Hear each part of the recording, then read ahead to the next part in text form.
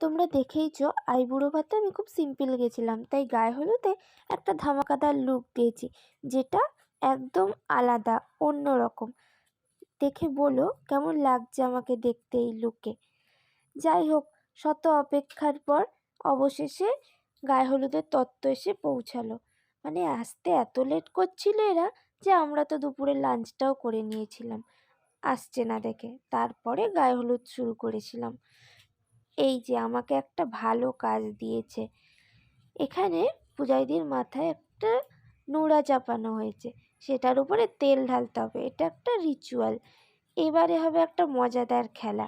এখানে চাল মাখানো হলুদ, সেটা এই হাঁড়ির মধ্যে ভরতে হবে, তারপরে তাতে চাপা দিয়ে বরের বলতে হবে বরের মুখে চাপা দেওয়া হলো। কি মজাদার খেলাটা! এটা দেখে আমার নিজের বিয়ের কথাই মনে পড়ে যাচ্ছিল।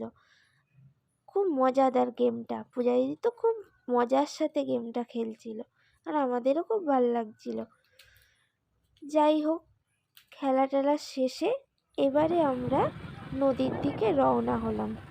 পূজাদিদিকে স্নান করাতে নদীতে নিয়ে যাওয়া হয়েছিল, আমাদের এখানে বিখ্যাত কাঁসাই নদীতে। খুব সুন্দর জায়গা, গেলে আর আসতেই ইচ্ছে করে না। এটা হচ্ছে আই লাভ মিদনাপুরের সেই বিখ্যাত জায়গা গান্ধীঘাট। এখানে নিয়ে আসা হয়েছে পূজাদিদিকে স্নান করাতে। চারিদিকে লোকজন, এই যে বসে পড়েছে পূজাদিদি ঘাটে।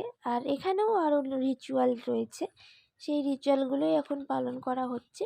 আর এখানে পাশে আরও দুটো বিয়েবাড়ির, আরও দুজন, একটা ছেলের বিয়ে ছিল আর একটা মেয়ের বিয়ে ছিল, তো তারাও এসেছে।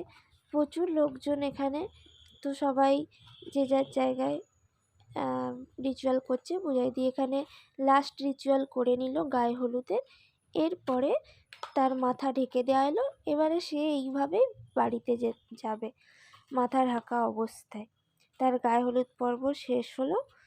এইভাবে পুরো রাস্তাটায় মাথা ঢেকে যাবে, আর কোনো দিকে তাকাতে পারবে না।